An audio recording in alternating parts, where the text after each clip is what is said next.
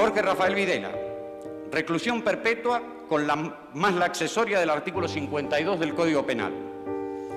Emilio Eduardo Macera, reclusión perpetua con más la accesoria del artículo 52 del Código Penal. Leopoldo Fortunato Galtieri, 15 años de prisión. Jorge Isaac Anaya, 12 años de prisión. Basilio Lamidoso, 10 años de prisión.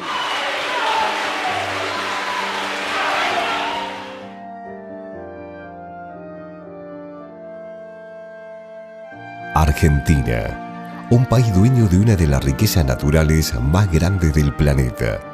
Un país que dio origen a grandes personalidades de la literatura, de la ciencia, de la música, del deporte, quienes trascendieron las fronteras nacionales, demostrando que nuestro país es un semillero de cerebros y talentos.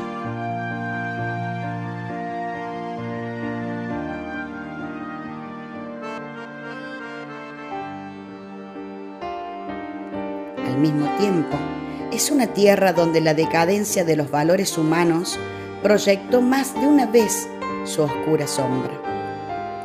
Una sombra que tuvo su auge durante el último gobierno militar, cuyas banderas fueron la restricción de la libertad, la censura, la represión, la persecución, el secuestro, la tortura y el genocidio.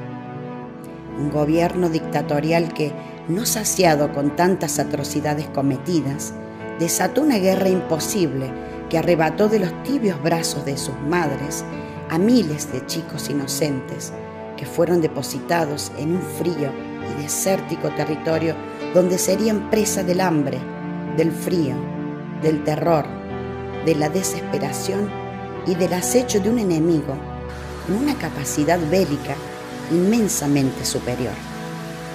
Aquellos chicos, los que sobrevivieron, regresaron a sus respectivas ciudades llevando consigo el horror que padecieron y también sus esperanzas, sus anhelos de reencuentro con sus familias, con sus amigos, con sus amores. Los ecos de aquellos acontecimientos viven hasta hoy en el corazón de todos los argentinos.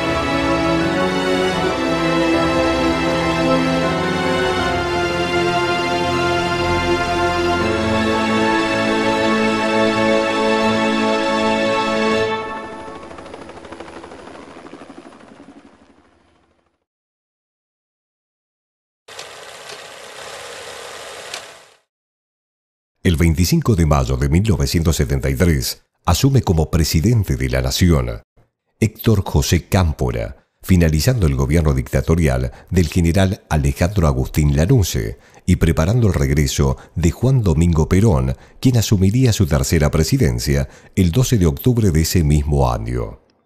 El de Perón fue un gobierno con un perfil diplomático y estratégico ante la tensión existente entre las Fuerzas Armadas, cuya sombra amenazaba con tomar nuevamente el poder, y los movimientos armados de Revolución Popular que buscaban impedir el retorno de la dictadura. Sin lograr desmantelar ninguna de las dos veredas, Juan Domingo Perón muere el 1 de julio de 1974, asumiendo su vicepresidenta y esposa, María Estela Martínez de Perón. Con gran dolor debo transmitir al pueblo el fallecimiento de un verdadero apóstol de la paz y la no violencia. Asumo constitucionalmente la primera magistratura del país El periodo presidencial de Isabel Perón se caracterizaría por un incremento de la crisis económica y social.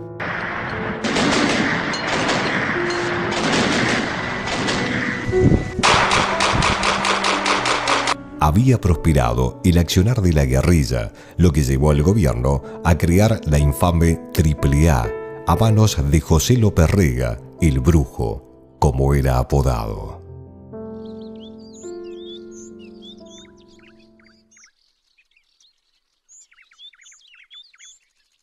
El gobierno de Isabel Perón culminaría abruptamente el 24 de marzo de 1976. Una de las épocas más oscuras para la Argentina. Allí daría comienzo el denominado proceso de reorganización nacional. Los años que duró la dictadura se produjeron, según algunas fuentes, alrededor de 30.000 desaparecidos en manos del gobierno. Un horror sin antecedentes en la historia argentina.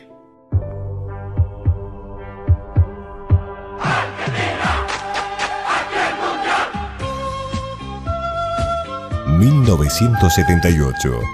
Un equipo talentoso y temerario se hacía por primera vez en la historia del país con la tan codiciada Copa del Mundo, colmando de alegría a millones de argentinos.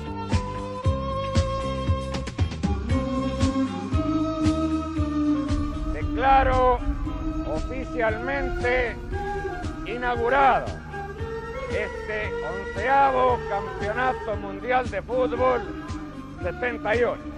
Muchas gracias.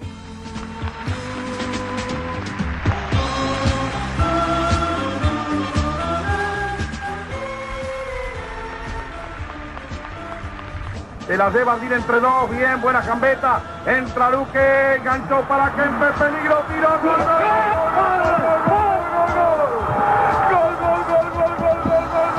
gol. Pelota larga, Souseman. A la izquierda para Bertoni. Bertoni enganchó bien hacia adentro. Dio para Kempe, se le tira hoy, adelantó, peligro de gol. Soy el arquero, va a tirar, entra, gol, gol, gol, gol, gol, gol, gol. Tarantini toca la pelota para Bertoni. Da para Kempes, ataca Mario. Se acerca al área, va a entrar dentro del área, se la llevó. Entró Bertoni, tiró, gol, gol, gol, gol, gol, gol. Argentina 3 a los 10 minutos del segundo tiempo del suplementario.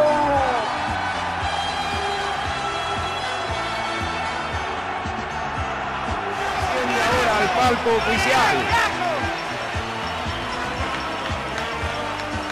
Le acaba de hacer entrega el excelentísimo señor presidente de la Nación al capitán Daniel Pasarela de la 11ª Copa de Fútbol de la Federación Internacional de Fútbol Asociado 1978. Una alegría que servía de consuelo después de tantas desapariciones. Para el gobierno de entonces, representaba una extraordinaria distracción para tapar lo que estaba ocurriendo, pero no sería la única. Habría que esperar unos años más, 1982, para que diera inicio otra gran distracción de la mano de Galtieri, quien de manera descabellada daría inicio a una guerra en el Atlántico Sur. Galtieri asume como comandante del jefe del ejército argentino en diciembre de 1979. A partir de entonces, integra la Junta Militar de Gobierno.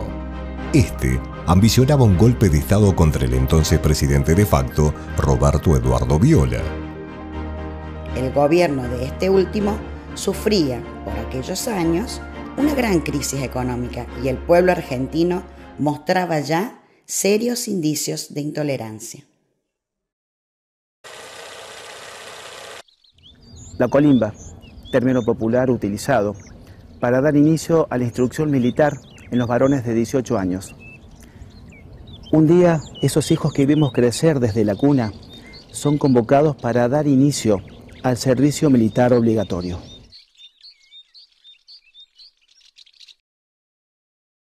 Y viste que eso informaban cuándo se iba a hacer el sorteo, así que habrá estado prendido a una radio. La radio estaba prendido.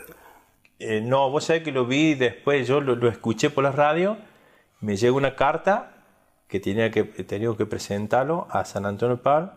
Lo debo haber escuchado por radio primero, pero después sí había que buscar el diario para asegurarse bien de que... ¿Qué número te tocó? ¿Te acuerdas? El 638. Y el 540, siempre me acuerdo. 870, por ahí. Y bueno, seguramente lo estuve escuchando y me tocó el 912. O sea que eso de los números, según la altura del número, era el destino. Claro, Yo tengo esa versión. Sí, 400 o 300 para abajo se salvaba. Bueno, ya se sabía que los números altos eran marinas. Eso, ¿viste? Sí. Sí, los números, según el número era más o menos... Más o menos la fuerza que te tocaba, sí. ¿Dónde te tocó? Sarmiento de Chubut. Río Grande. Río Grande, batallón 5. ¿Qué te produjo a vos decir, me tocó? No, o sea, era una cosa que yo ya tenía asumida, era una responsabilidad civil que era... Y yo, a mí siempre, no sé si fui aventurero, qué sé yo, la cuestión que siempre me gustó todas esas cosas así, ¿viste? De tener relacionarme con otra gente y demás, actividad social, ¿me entiendes? Entonces quería ir, quería conocer, quería saber de qué se trataba y todo eso. Acostumbrado estaba a no estar muy pegado a mis padres, ¿viste? Claro. Y directamente nos dieron la ropa, nos quitaron nuestra ropa, nos dieron la ropa de militar al campo de instrucción. Directamente, no entramos, estuvimos en el cuartel ahí un rato nomás. ¿Y en el campo de instrucción qué hicieron? Bueno, ahí es donde te dan las primeras instrucciones del servicio militar, que te bailan, que te preparan físicamente, te enseñan a tirar con fusil, todas esas cosas. Apenas nos pusieron ropa de la ropa de los militares, ya ahí lo sacaron para el campo, bailar, todo. Cuerpo a tierra, salto rana, ¿viste? Redormido, carrera de mar. Llegaban molidos a la noche. Sí. A las 6 de la mañana, arriba. Y venían soldados a buscarnos, ¿viste? Y cuando íbamos llegando, dice, ahí está, dice, lo que tiene a su izquierda, dice, es el sinfín, dice. Dice, llamado el infierno verde. Ay, te orinabas ahí. Dios. Y no le habían errado nada. Y yo entro como chofer del jefe de operaciones. Y bueno, ahí la instrucción mal, ya exagerada. ¿Por qué? ¿Qué te hicieron? Exagerada, fallecieron muchos chicos. No. Sí. De que muerte súbita, ¿qué? Pasado de vuelta de actividades físicas. Dormíamos en una cucheta de hierro y elástico, 2, 3, en algunos casos 4, o venía otro cabo de semana con la manguera de incendio, ¿viste? A hacer diana. ¿Ahí mismo en el lugar o los sacaban? Sí, no, ¿En la cama? Sí. ¿Los mojaban? No, estaba afuera. Che, Daniel, ¿y te quedaba la cama mojada? Y sí. Bueno, ¿Y después dormías ahí? Y sí. Nos metían en la ducha, había en la ducha, era una pieza grande, ¿viste? Donde había caños así, y lluvia. Chorreaba. Es como mete animales allá adentro a bañarlos, así. Mete, no sé, 400, 500 indios ahí a bañarse, ¿viste? Te bañaban como podía. Y se desmayaban, había soldados que les faltaba el aire, se desmayaban. ¿Y qué hacían con esa gente? Lo sacaban afuera del pasillo y lo tiraban. Rastra. Pero sacarlo así, tirarlo al pasillo. Yo en ese entonces aprendí muchas cosas a valorar lo que es la vida, ¿viste? Me enseñé mucho a valorar las cosas, eso. Que ahí es donde te enseñan a respetar directamente los primeros tiempos, los primeros 20 días, que vos sabés que tenés un jefe que tenés que... Que a mí uno de los cabos me había agarrado, mirá las cosas que hacen militar. Dice, usted, dice, le voy a dar una consigna, dice, para el resto de su vida. Dice, usted me ve a mí y se pone zapatear delante mío. Hasta que no diga basta, no pare. Bueno, cabo principal.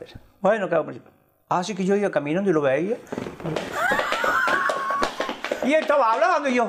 ¿Y por qué te terminaba, me decía, vaya, te da la vuelta.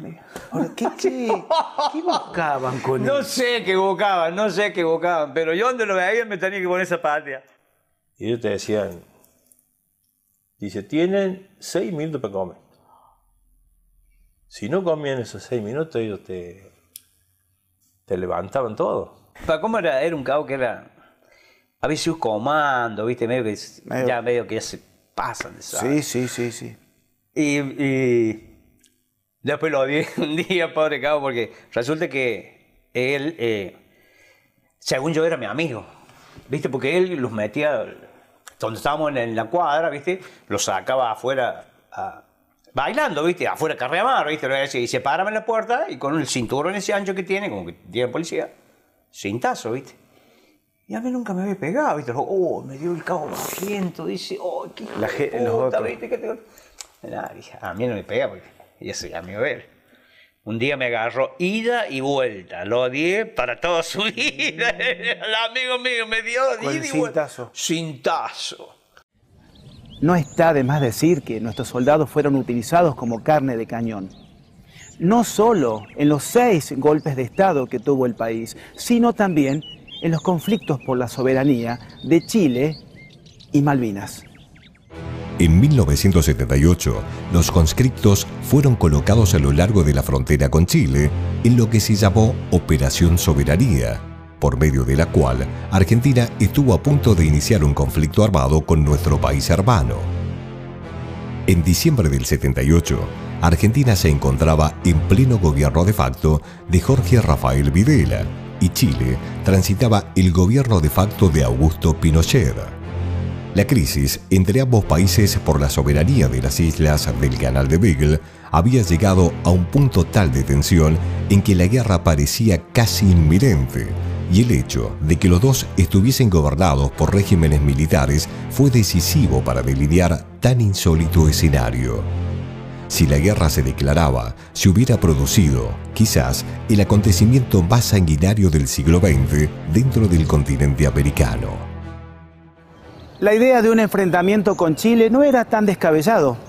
No olvidemos que veníamos de ganar la Copa Mundial de Fútbol y muchos argentinos veían con un aire de engrandecimiento enfrentar al país vecino. Lo cierto es que había tanto entusiasmo por enfrentarlos que de los desaparecidos ya casi no se hablaba.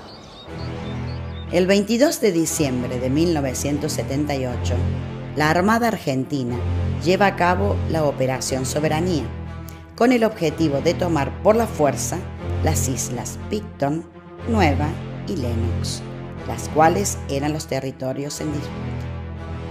La escuadra chilena, ante el avance de la flota argentina, sale al cruce. Algunos expertos coinciden en que no iba a tratarse de una guerra menor, sino de una guerra de grandes dimensiones. La decisión a último momento del gobierno argentino de acceder a la mediación del Papa Juan Pablo II fue uno de los factores decisivos para evitar la confrontación. En nombre de vuestros respectivos gobiernos, el Tratado de Paz y Amistad, que pondrá término definitivo a la controversia austral. Otro factor de peso fueron las discrepancias entre las diferentes fuerzas militares respecto al conflicto con Chile y otros asuntos de gobierno. Sea por el motivo que fuese, lo cierto es que de repente la Armada Argentina se repliega y la guerra que iba a comenzar el 23 de diciembre jamás se concreta, evitándose la tragedia.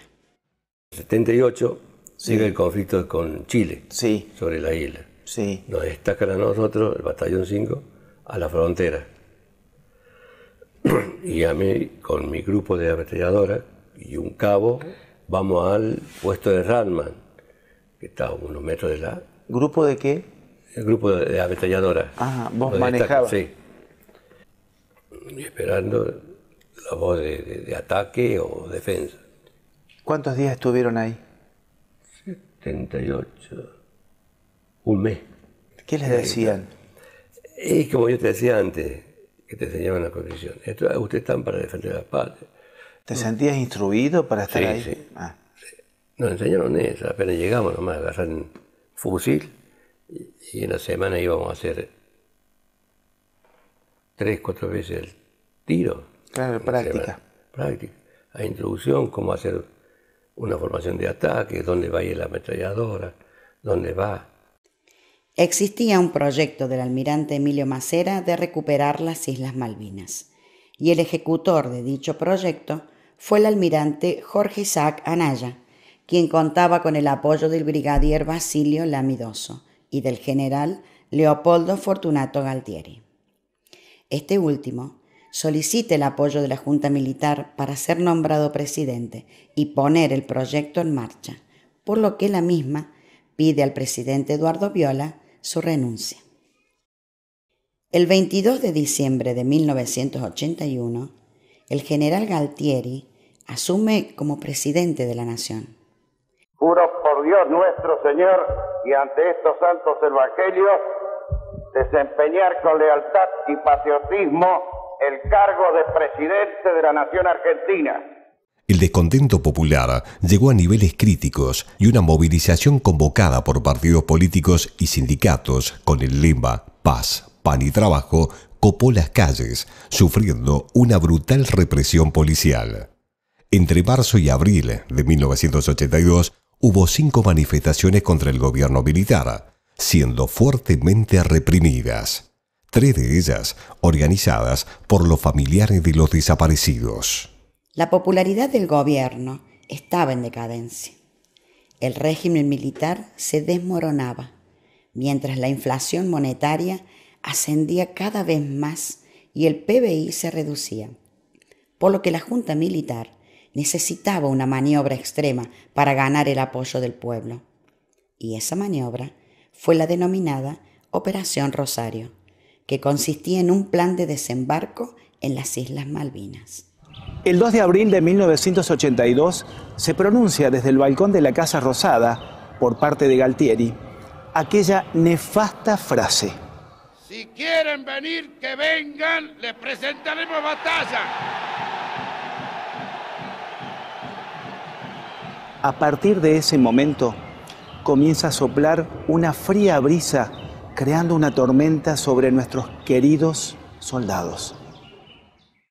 El 2, cuando toman las Malvinas, nosotros nos enteramos temprano, y bueno, salimos a festejar y todo, qué sé yo, y después como el 6, por ahí, el 6 o el 7, ya convocan gente para ir a custodiar las islas. Las islas ya estaban tomadas. Y lo primero que preguntan si había alguien voluntario que quisiera ir, y creo que fui uno de los primeros. Dice, toma esto y frago. Y decía Ejército Argentino. Yo decía, estaba ahí en el molino eso fue, me acuerdo que fue a la mañana, habrán sido para que se ponen 9 de la mañana o 10. Y yo digo, qué bueno, me va a llevar. No lo abrí yo porque estaba laburando, digo, qué bueno, tengo que buscar retirar los documentos. Cuando llego a mi casa se lo enseño a mi mamá y mi papá. Y me dice mi viejo, no, dice, acá dice, te necesita el padre, tienen que presentarte vuelta. Un día antes los dan un bolsón con ropa, toda la indumentaria nueva, digamos así. Y bueno, llegamos a una formación, empezaron a entrar colectivos de línea, colectivos civiles. Y bueno, subimos al colectivo y nadie sabía dónde íbamos, qué pasaba, ¿viste? No estábamos fuera de foco, nada, se sabía nada. Obviamente que ya los oficiales sabían, porque ya estábamos hablando 2 o 3 días. Aparte, como nos dijeron que íbamos a hacer un reemplazo de guardia, que íbamos nosotros, se venían los que habían tomado las islas, que nos quedábamos nosotros. ¿Te imaginaste que era algo más pacífico? Sí. Sí, no, nunca, yo hasta el 1 de mayo no... Estuve siempre convencido de que ellos no iban a venir. Lo veía tan lejos. Gustavo, inocentemente, yo no tenía ni idea. ¿Qué estará pasando? Bueno, llego a Olver, me presento. Y bueno, ahí nomás salió un colectivo y sabe que lo dijeron ahí, si estamos en guerra, muchachos. Padres, hermanos, abuelos, tíos, novias, vieron partir a sus seres queridos hacia el conflicto. Aquí quedaron todos con la intranquilidad de algún día revivir ese reencuentro. En algunos casos ocurrió, en otros no. Claro, el problema era ese, porque yo no quería volverme. Yo me quería quedar. Y bueno, la despedida, viste, ahí que ibas preocupado, llorando, y yo decía, cuando estaba allá decía, ¿para qué habré llorado? Siempre preocupo a mi mamá, que a lo mejor le hacía mal, viste. Y bueno, yo qué sé, yo, la saludé a mi vieja, me fui con la ropa. Llevé un bolsito. Me acuerdo que llevé un bolsito chiquito que me llevaba una remera más y un pantalón y nada más. La Argentina pone en marcha la Operación Rosario la noche del 1 de abril de 1982. El día comienza en las últimas horas de la noche. Fue la frase pronunciada por el contraalmirante Carlos Busser, quien comandó el desembarco argentino en las islas. En la madrugada del 12 de abril, desembarcan las fuerzas de infantería de Marina con la misión de tomar la pista de aterrizaje para que los Hércules de la Fuerza Aérea pudieran aterrizar. El objetivo era lograr que los militares ingleses en las islas se rindiesen rápidamente antes de que se convirtiera en un combate a mayor escala, y además se buscó no provocar bajas enemigas para evitar la contraofensiva del gobierno británico.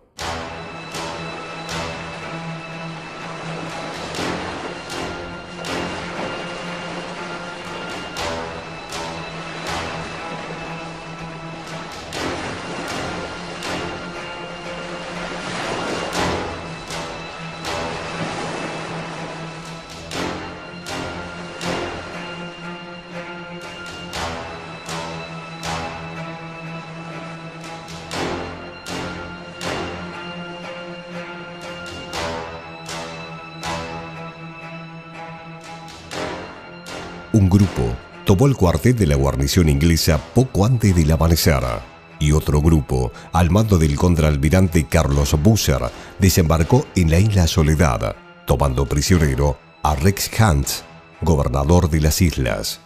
De esa manera se tomó la capital, Puerto Stanley, a la que se rebautizó con el nombre de Puerto Argentino. Al mediodía del 2 de abril se produce el arrío de la bandera británica y el izamiento de la Argentina. Una mañana temprano llegamos a Comodoro y bueno, y después nos iban subiendo en los aviones de acuerdo a cómo iban llegando los aviones, porque no eran solamente el regimiento nuestro, había varios regimientos que partían desde ahí. Allá lo esperaba que siempre lo tengo en la memoria, que también falleció, estaba el teniente coronel Mohamed Zaineldin, era el jefe de ahí. Tu pie pisó tierra Malvinas. ¿Qué te produjo eso? No, yo sentí mucha emoción, yo quería conocerla. Porque todavía tampoco se sabía que ellos venían, como que se iba a hacer algo diplomático. Eran pocos días desde el inicio. Claro, eran pocos días en el inicio, ¿viste? Y nosotros como llegamos de a poco, quedamos medio desparramados. Entonces Zaineldin junto con nosotros llega el capitán Garay, que era fue el jefe de nuestra sección, y entonces Zaineldin le ordena que junte los soldados que andaban sueltos y formaron una compañía.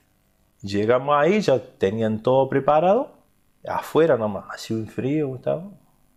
Todo ahí afuera, ¿viste? Tenían todo preparado con los nombres, y vos te parabas ahí al lado, te hacían de vestido ahí y te ponían toda la ropa militar. Dice, muchachos, estamos en guerra. Acá dice, esto no es joda, esto es una guerra.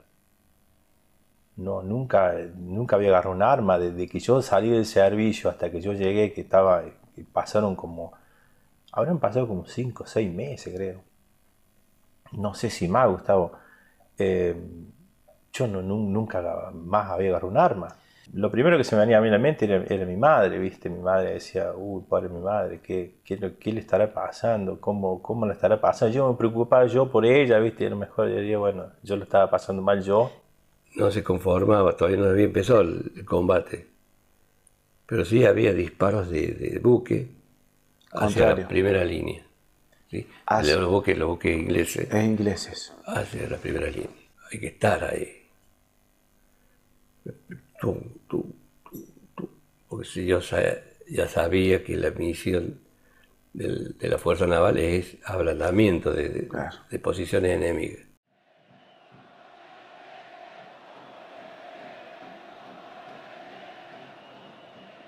la toma de Malvinas provocó una fuerte adhesión popular, con manifestaciones públicas vitoreando la hazaña realizada por el gobierno de facto. El sentimiento patriótico que despertaba el conflicto en Malvinas distraía a la sociedad argentina de los horrores vividos hasta ese entonces. En todo el país, la gente sale a la calle y celebra la recuperación de las islas. El presidente, teniente general Leopoldo Fortunato Galtieri, habla desde el balcón de la Casa de Gobierno y da un mensaje al país frente a una multitud autocongregada en Plaza de Mayo. Si es necesario, este pueblo que yo trato de interpretar como presidente de la nación, va a estar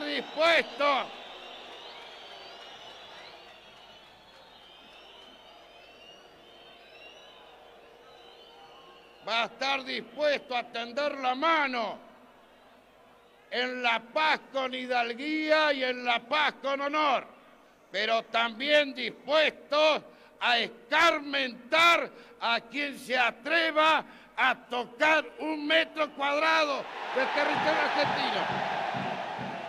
El 13 de abril, oficialmente se informa que las islas están bajo soberanía argentina.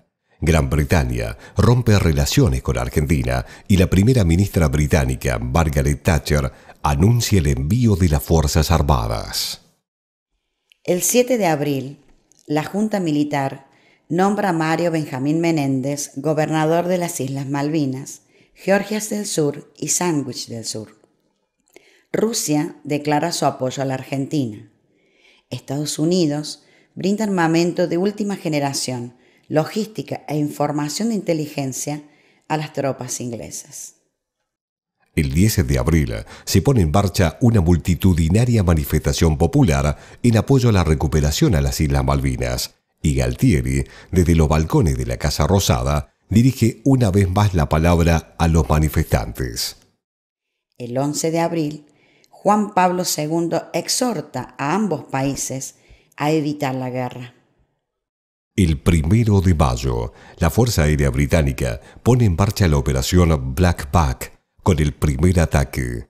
Un bombardero Vulcan arrojó desde unos 3.000 metros de altura un puñado de 21 bombas sobre el aeropuerto de Puerto Argentino, cayendo una de ellas sobre la pista de aterrizaje. Aquel ataque dio comienzo a la guerra propiamente dicha. También las fragatas británicas cañonearon ese día las costas, pero los intentos de desembarco enemigo fueron repelidos. Sigue ardiendo, mientras tanto, sin cesar, el aeropuerto con densas humaradas negras que salen de sus cercanías. Recordemos que el primer ataque fue a las 5 menos cuarto, contestado por nuestra artillería antiaérea. Luego hubo disparos aislados hasta que por fin a las 8 de la mañana se lanzó el ataque total. Pero ahí está la bandera argentina que sigue flameando en el humo, entre el destrozo, sin haber sido dañada ni por supuesto arriada. Han bombardeado toda la zona del aeropuerto, sobre todo la zona que da a la plataforma. ¿Hay heridos? Sí, hay heridos. ¿Muertos? No sabemos por el momento. Aparentemente hay muertos. ¿Los heridos y los muertos serían de las unidades antiaéreas o de otras secciones? No, era toda la gente que estaba trabajando acá en el aeropuerto. Subteniente Sánchez, yo sé que todavía no se puede comprobar fehacientemente nada, pero ¿cuántas bajas le podríamos haber infligido al enemigo? Aparentemente le hemos infligido 3 bajas. 2 con misiles y 1 posiblemente con cañón de defensa aérea. ¿Usted estuvo en uno de esos cañones? Estoy con una unidad de fuego lanzadora de misiles. ¿A usted le confirmaron que quizás usted ha bajado un avión enemigo? Me confirmaron que uno de mis misiles ha bajado uno de los aviones enemigos. Galtieri, a través de un discurso dirigido al país, destaca que la Argentina responderá al ataque. Las armas de la nación han contestado hoy un nuevo acto de guerra de Gran Bretaña en el Atlántico Sur. Han usado y siguen usando en estos momentos el fuego contra nosotros. Y le hemos respondido y responderemos con el fuego, y esa será siempre nuestra respuesta si el enemigo intenta convertir nuevamente en colonia la tierra argentina. Y después, bueno, viene el primero, que ahí es cuando decimos, miércoles temblaba la isla. Eso que nosotros estábamos lejísimos. O sea, nosotros al aeropuerto estábamos como 15 kilómetros. Mucho bombardeo. Claro, temblaba la isla. Empezaron toda alerta roja, y bueno, tuvimos que meterlos todos en posición y ya entraron todos en combate. Se entró todo en la isla, se entró todo en guerra. Bombardeo, que era una cosa que parecía, el cielo parecía fuegos artificiales. Eran bombas, iban y venían. Por eso yo te digo, yo por ello tengo suerte de sentarme acá y que yo contártelo a vos, Gustavo, estas cosas que vivimos, muy fiera. Nada, el primer ataque fue al aeropuerto. Claro, con intención de romper la pista. Claro. Creo claro, que para que no despeguen. Claro, bombardearon todo, había en todos los pozos ahí, los tuvimos que enterrar todo ahí. Cuando dejan de bombardear, que ya era de día, no sé bien qué hora, nos mandan al aeropuerto, que era donde habían caído las bombas, y sí, ahí había caído. Claro. Encima las antiaéreas, había antiaéreas ahí, pero no llegaban a la altura. Claro. Nosotros se veía, se sentía tú que tiraban, pero ahí llega un momento que explota la bala porque, o sea, tiraban. Claro, si llegan a ponerle, por decirte, 1000 metros, ellos volaban 1200, saben que el antiaéreo no le hacía nada. Y de ahí dejaban bombas caídas libres, pero nada. Sí, así, del diámetro así. Y de esta profundidad más Cráteres. Cráteres. Miedo, no sé si tuve miedo. Sí, la impotencia. Con que le tiraba un avión, y nosotros lo único que recibimos fue siempre bombardeo aéreo, naval, y nosotros teníamos en la sección nuestra, la mitad teníamos fusiles, así que nos prestaban fusiles para hacer guardia. Desde el primero en adelante nos ganaron casi el espacio aéreo y marítimo. Yo te digo, todas las noches son todas, no es lunes, martes, miércoles, jueves, no, todas las benditas noches se arrimaban los buques cerca de la isla y bombardeaban. 8 tiros, contados, boom, boom, se sentía. Todas las noches. Todas las benditas noches. Pero el objetivo de ellos no era tampoco un objetivo, sino era un fuego de hostigamiento que se le llama. Molestarlos. No dejarnos dormir. Claro, dentro del hostigamiento eso, ¿no? Que dije pasa, sí. Me sucede algo a mí que por esas cosas del destino yo y otro muchacho me salvo, ¿viste? Porque tanto hostigamiento, uno ya al ruido lo conoce, vos cuando sale y pasa el primer disparo, vos sabes si te va a caer cerca o no. ¿Me entendés? El ruido ya lo conocés. Silba eso. Claro. Si va a pasar, sentí que pasa el proyectil. Sentí cuando sale, los 8 los sentí, los tenés contados, ¿viste? ¿Mismo horario todos los días? No. Sí, arrancaban, sí, la noche tipo 8:30, 9 y tiraban hasta las 5, 6 de la mañana, tiraban toda la noche, ¿viste? Y el problema porque iban, o sea, que tiraban un tiro acá, iban acortando, ¿viste? Y empiezan a tirar, ¿viste? Y le digo al otro muchacho que estaba conmigo, le digo, si acortan, le digo, estamos en el horno, le digo, se cae cerca, ¿no? ¿Viste? Tiraron, boom, cayó así cerca el lengua de agua, ¿viste? Al rato, boom, cayó otro cerca. Digo, vamos, y echamos para un refugio que había allá abajo también así. Que cuando estábamos por entrar, cayó una bomba cerca, ¿viste? Y los tiró así en contra. Los tiró, porque la onda expansiva los tiró así. Y yo me quedé rodeado así, medio tapado con barro, ¿viste? Y sentía la cabeza que me hacía, y no sé si veía blanco, pero yo creí que estaba muerto. Yo digo, esta es la muerte, ¿viste? Estaba ahí. Y sentí ese zumbido y siento que me tocan la espalda y me dice, Dragoneante, ¿está bien? Digo, no estoy vivo. Sí. Cayó cerca, qué sé yo, va.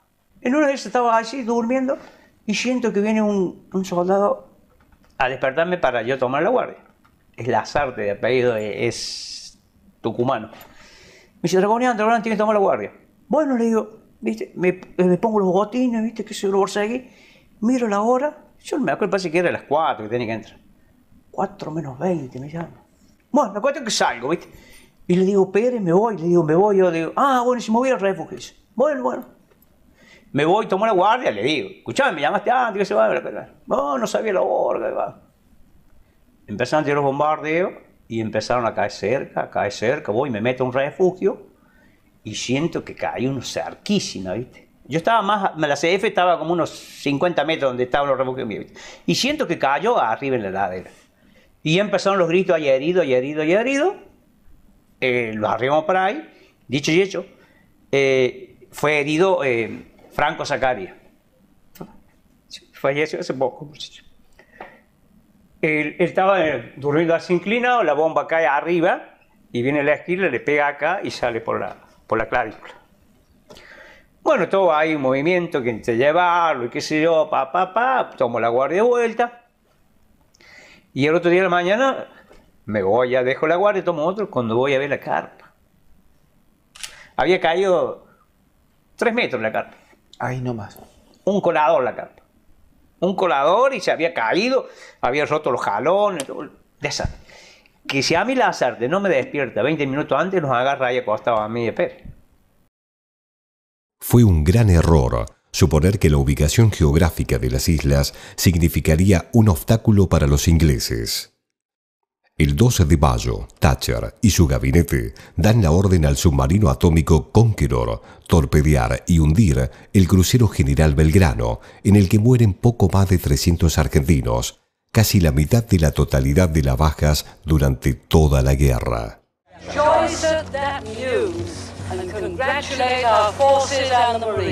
Ampliando lo informado por el Estado Mayor Conjunto, hace saber, primero, que a las 17 horas del día 2 de mayo, el crucero Ara General Belgrano fue atacado y hundido por un submarino británico. Segundo, que dicho punto está situado a 36 millas fuera de la zona de exclusión marítima fijada por el gobierno de Gran Bretaña.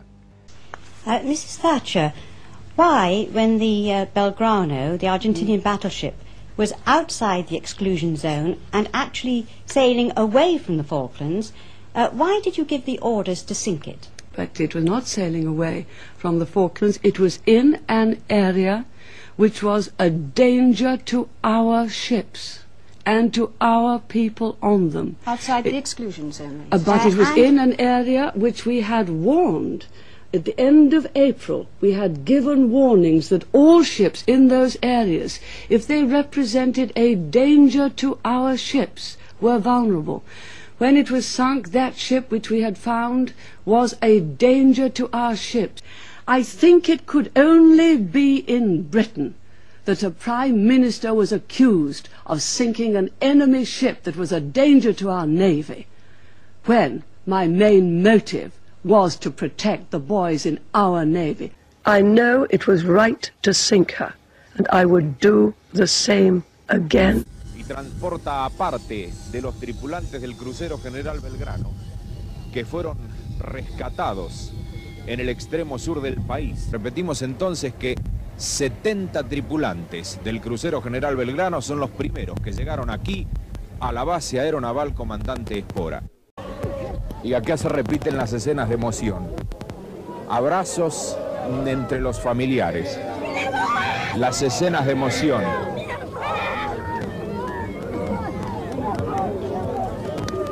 Lógicas y comprensibles después de lo que pasaron estos hombres de la Armada Nacional.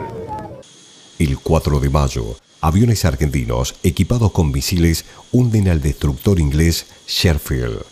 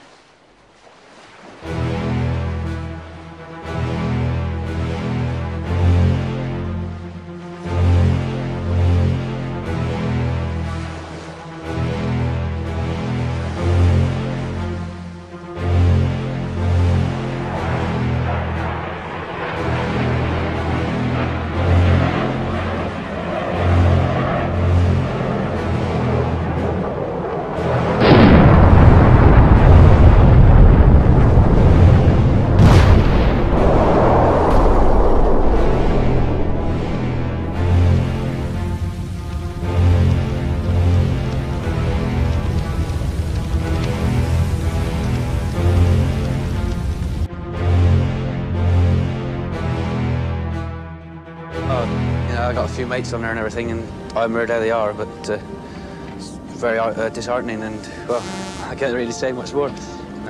It's shocked us all.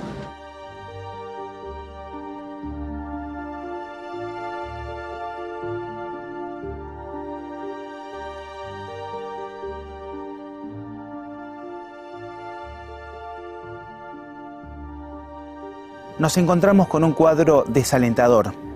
Conscriptos, con insuficiencia de armas, con hambre, con frío. ¿Existe un cuadro más grotesco que este? Eso es otro de los problemas también que siempre entra en la diferencia que hay entre los veteranos, ¿viste? Que hay muchos que dicen que no andaban, que sí, que no. Andaban. Andaban.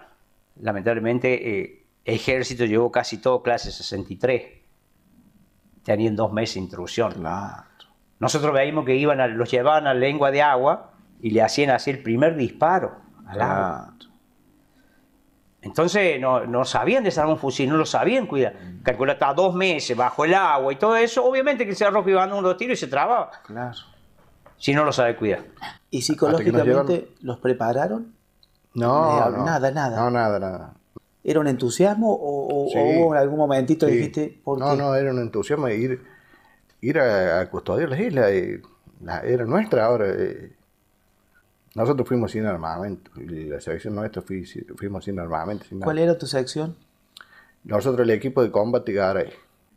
Otra cosa más, Gustavo, que nosotros no teníamos armamento para enfrentar a una guerra. No podíamos ir a una guerra, como se dice, que yo miraba revistas o algunas cosas. Nosotros fuimos con un FAL, que era el FAL para de la Segunda Guerra Mundial, Gustavo. Teníamos 100 tiros. O sea, nosotros fuimos como carne de cañón. ¿Me entendés? O sea, es como que vos mandas un grupo de personas que los maten. Nosotros fuimos bombardeados por los aviones, todo, no sabíamos qué hacer. Mucho pánico teníamos, o sea, yo tenía mucho pánico, todo, ¿viste? Y llegaba un momento que por ahí tenía ganas de suicidarte, ¿viste? Ya te ponían la arma acá con el FAL en la cara porque quería pegarte un tiro porque no entendías nada, ¿viste? Por ahí llegaban los bombardeos y no sabía qué hacer, si salir disparando. Y yo digo, bueno, acá, no sé, será la vera de Dios. Un pozo de zorro es una zanja hecha en la tierra, con 1,5 metros de profundidad, 2,5 metros de ancho aproximadamente, con un techo hecho de tierra y pasto.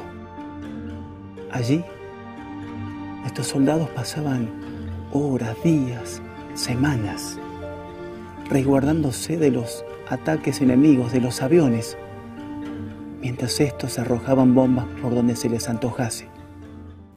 Y llegaste ahí y, Nelson, ¿y te asignaron un compañero de trinchera?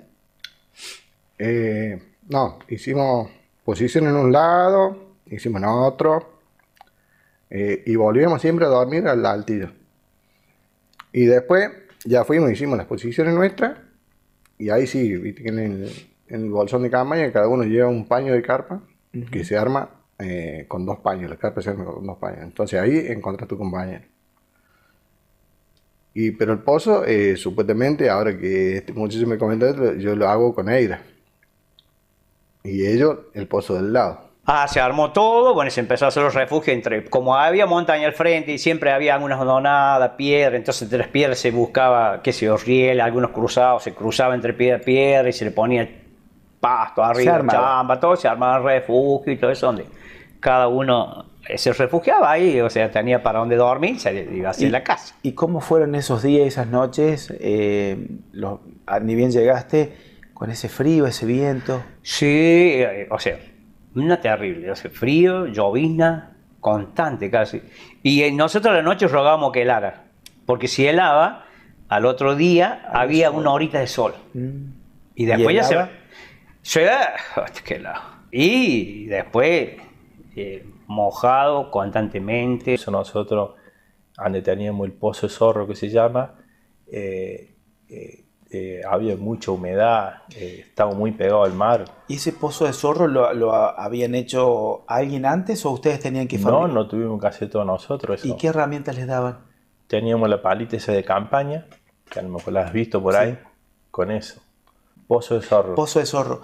Les dijeron... Que eran las trincheras que teníamos para... Bien. Nosotros teníamos que cuidar ahí frente al mar que no se aproximara el enemigo. O sea, vos tenías que cavar el pozo hasta que ya vos te tapara. Es como si fuera tu propia tumba, ¿viste?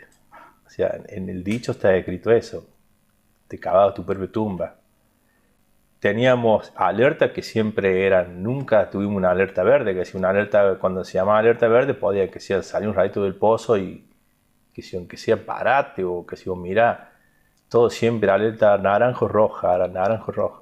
Gustavo estaba metido dentro del pozo y se sentía ruido los aviones. Decía, loco, ¿de dónde van a aparecer? ¿Dónde van a tirar la bomba? Cuando caía una bomba de ellos que largaban, se metían 4 metros para abajo y hacían por lo menos 30, 40 metros de diámetro, que batía zona. Si te agarraba a 40, 50 metros, olvídate. Pero a 100 metros redondo no quedaba nada. La verdad que no sabíamos qué día era, si era lunes, martes, no.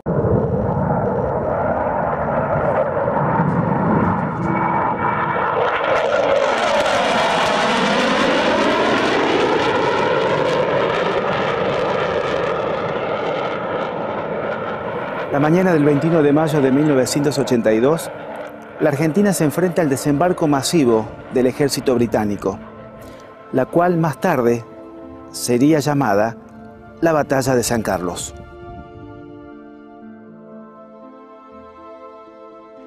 Los mandos militares no habían previsto un posible desembarco británico en la bahía San Carlos.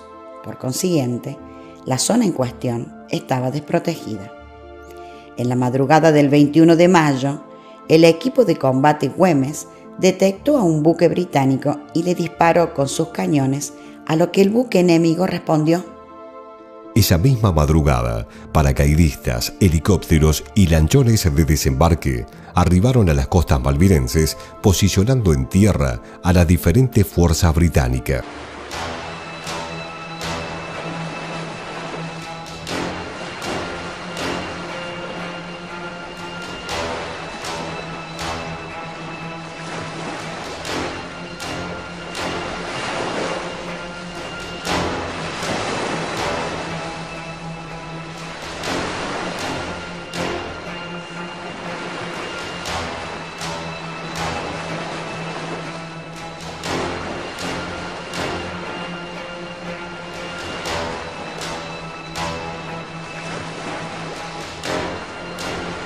A Napoleón Bonaparte se le atribuye una frase que dice: todo ejército marcha sobre su estómago.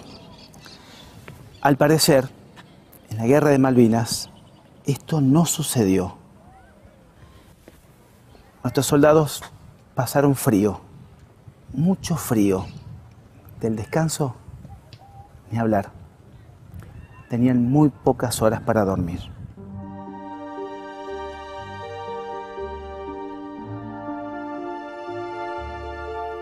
No, los primeros días comimos. Sí. Hasta el 1 de mayo comíamos. Por lo menos le comía el mediodía. ¿Y qué les daban de comer, Nelson? Y la mayoría todo guiso. Los carroñeros que se llaman. Sí. Para comer. ¿Cómo que tenían hambre? Y sí, porque no nos llegaba a nosotros la comida. Si a nosotros queríamos que los repartieran la comida, no nos llegaban. ¿Y lograste cazar a alguno? Sí, no podíamos errar, no. Porque llegaban de bandada a la orilla. Cuando bajaba la marea, ¿qué es lo que hacíamos nosotros? Yo salía porque yo tenía hambre. Yo le decía al compañero mío, digo, pero tienen que comer, si no, los vamos a morir acá, tienen que comer. No, si acá a mí eso no me gusta. Yo qué hacía, iba, levantaba las piedras y los sacaba que estaban pegados en las piedras así, yo los rompía, los enjuagaba un poquito de agua y los comía. Obviamente vivos. Sí, vivos. Si querían salir, pues yo me los comía. Comí pingüino también. ¿Y cómo los cazaban los pingüinos? No, los pingüinos, como eran bichos por ahí que se andaban a la orilla curiosos y les pegaban con las piedras. ¿Crudo? Sí, los comíamos así nomás. ¿Y? Los calentaba un poquito con un poquito de agua, así lo comíamos. Gustavo, tuve 3 noches y tuve 5 días sin tomar agua. Entonces, en una situación, porque es una situación casi límite, que también mucho lo que hacíamos, cavábamos así con la mano, no sé, yo me pregunté qué yuyu era, cavábamos así con las raíces y comíamos eso también. Viste que la parte de la raíz abajo es blandita, la comíamos eso porque tenía mucho jugo, que si nosotros decíamos que era agua, la comíamos, yo la comía. No llegaba a nosotros, a lo mejor en algunas ediciones los chicos les llegó mala comida, pero por lo general en la parte donde estaba yo fue muy crítico el tema del alimento. ¿Viste? David, ¿y cuando salías, veías a alguno de tus compañeros o, que saliera también o vos te animabas por supervivencia nada más? Todo lo arriesgamos, por ahí había situaciones que los chicos se metían en lugares y te preguntaban con las armas, loco, dame de comer porque yo tengo hambre, y viste que esa situación es linda. ¿Entre ustedes mismos? Y sí, porque por ahí tenían hambre, querían comer, o sea, no, la gente que estamos ahí, estamos todos asustados, no sabemos qué hacer, chicos que se han pegado tiros. No, necesidades sí, muchas. O sea, falta de cigarrillo o alguna otra cosa, pero sí. Nosotros comíamos. Comíamos a la mañana y a la noche. Después a la noche luego nos arreglamos con lo que podía, ¿viste? Pero claro. Durante el día sí, comía caliente y bien. Lo que es la parte de la infantería marina, no sufrimos hambre. Miseria puede ser, pero no sufrimos hambre. Medianamente había comida, a diferencia de que ¿Y por qué el resto sí habrá sufrido? ¿Cómo?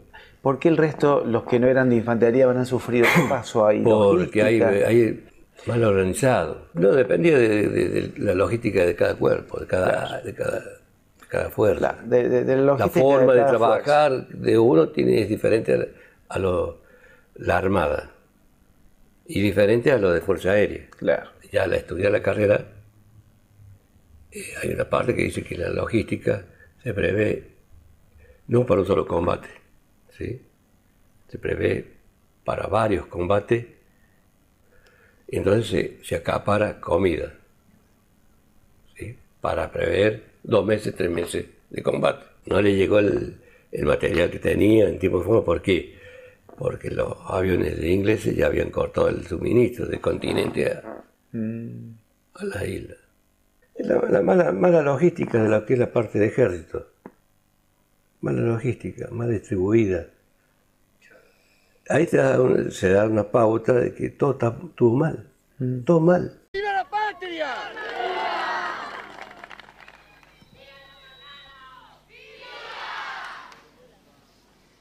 Señor Fontana, esta es una cifra parcial. A las 24 horas, o sea, a las 20:30 de hoy día domingo, la cifra alcanza a 22.874.769.000 pesos. Pero es una cifra parcial. Además de los 40 kilos que ya deben ser más en alhajas.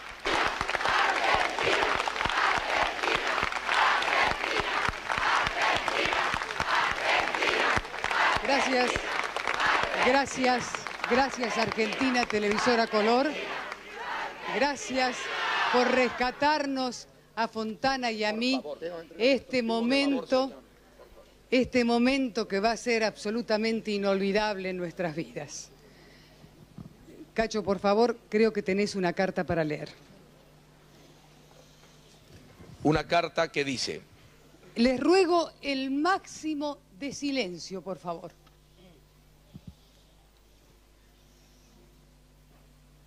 Queridos todos, pues en este momento no puedo decir un nombre en particular, pues todos somos uno solo. He seguido con emoción, paso a paso, este hermoso gesto de ustedes y de la televisión argentina.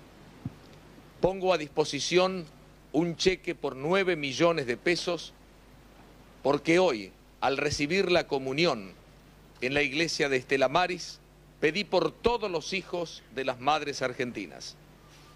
Sé que debo en estos momentos ser parte, pues tengo 3 hijos queridos allí.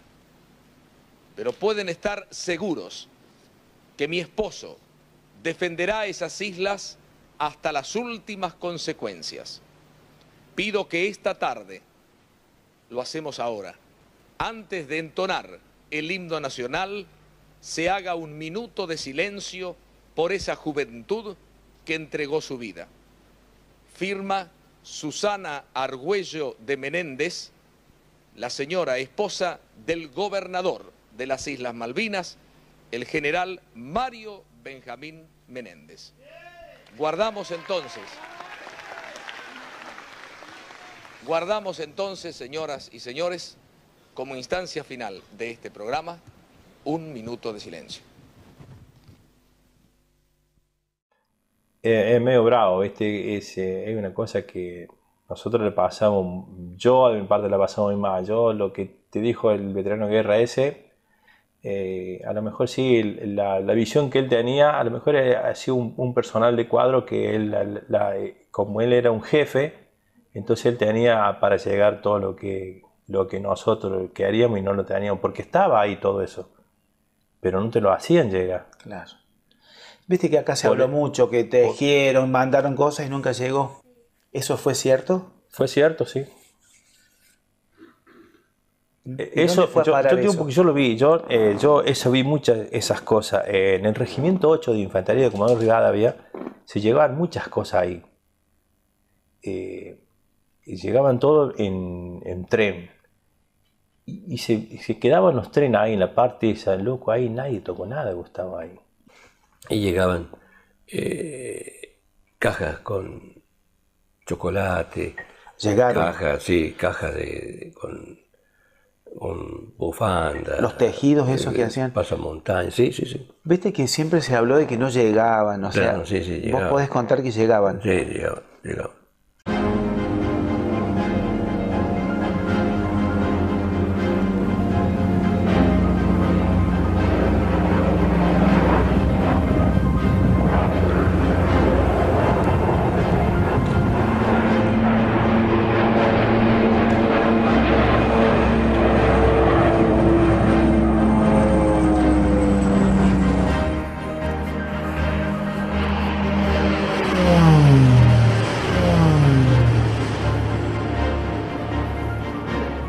El primer y más grave error de la Junta Militar fue el no contar con una estrategia diplomática y enfrentar a las grandes potencias del mundo.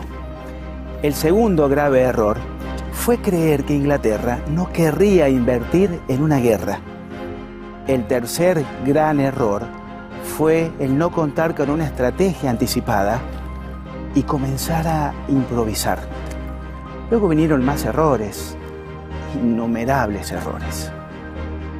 Como consecuencia de no haber tenido una estrategia de combate anticipada, las imprevisiones, improvisaciones y limitaciones de todo tipo estuvieron a la orden del día. Esto afectó a la logística, la movilización y la provisión de armamentos. No llegaron suficientes blindados, cañones, artillería antiaérea, radares, etc. Tampoco llegó el suficiente abastecimiento de alimento y agua para tantos soldados. Pero claro está que los errores que cometieron los altos mandos no opacan el heroico accionar de los soldados argentinos que lucharon por la patria y por la supervivencia de su gente. La defensa de Malvinas, yo después, escuchándolo a nuestros oficiales y viendo y sacando, fue un desastre. Fue un desastre, mala, y yo con el relato vos me voy a dar razón. Mala la defensa. Por ideas que dicen, no, esto... El único que estaba acertado de lo que yo fue Sañalín. Hubiésemos pensado primero, vamos a tomar la isla, pero ¿para qué? ¿Y claro. ¿Cómo? Sí, ¿Cómo? ¿Y con qué lo vamos a defender? Después lo mismo, hay un montón, pero infinidad, miles de errores. Una secuencia, pero errores que yo como soldado, aparte de haber sido soldado y haber tenido un curso que me enseñaron mucho para ser aguanal de tal, era notorio, era visible. Y no pudimos defender este pedazo de isla. ¿Qué te produjo a vos? Bronca y después por los muertos al pedo. Hay cosas que, como te digo, hay donde desembarcaron a mí 62 soldados, que por ahí nos creímos que habíamos hecho todo bien. Hay cosas también, un montón de errores. Una de los cuales, y es el por cual yo vuelvo a Malvinas, que a nosotros nos daban 2 chapitas identificatorias cuando salimos para Malvinas, donde tenía el nombre, el grupo sanguíneo, y si era alérgico a la penicilina, decía penicilina. Claro. O sea, CC 62, Palacio Gorgomán, B positivo, y si era alérgico decía penicilina, y si no. Bueno, las 2 chapitas. Una chapita, si encontrás un fallecido, le saca una chapita, se la pone en la boca y la otra le lleva para dar la baja de función. Claro. Esos son los objetivos de las 2 chapitas. ¿Qué había pasado? ¿No? Al nosotros salir tan rápido, o sea, del viaje de un día para otro así, todas las chapitas no fueron grabadas. O sea, ¿qué hicieron? Con un papelito pusieron el nombre para allá y lo envolvieron con cinta esticó. Así me dieron una chapita a mí. Después de todo lo que conté, dormía mojado, el papel se fue. Nunca... O sea, si yo fallecía... No sabía quién era. Claro. En los NN que hay. Y yo creía que Mancilla lo había reconocido porque que falleció y quedó ahí. Por eso volví a Malvinas a ver si estaba reconocido. ¿Y estaba reconocido? Estaba reconocido. Bueno, eso te alivió el alma. Sí. Y quería encontrar mi libro y no estaba tapado. No lo encontraste. No duró más la batalla porque no tuvimos más munición. Los ataques coordinados entre las Fuerzas Armadas aéreas, terrestres y marítimas fueron escasas, y todo debido a las viejas rivalidades internas de los altos mandos militares que nunca quisieron atenuar. Nosotros teníamos prohibido, pero totalmente prohibido, juntarlo con los ejércitos. A ese tamaño llega la rivalidad que había. Rivalidad. Pero prohibido. Tras de que nosotros cuando estábamos ahí, cuando estábamos en los montes, yo veía los cabos que cambiaban con los de ejército. Los de ejército pasaron mucho hambre. Hay secciones que pasaron mucho hambre, desnutridos, robaban, cualquier cosa.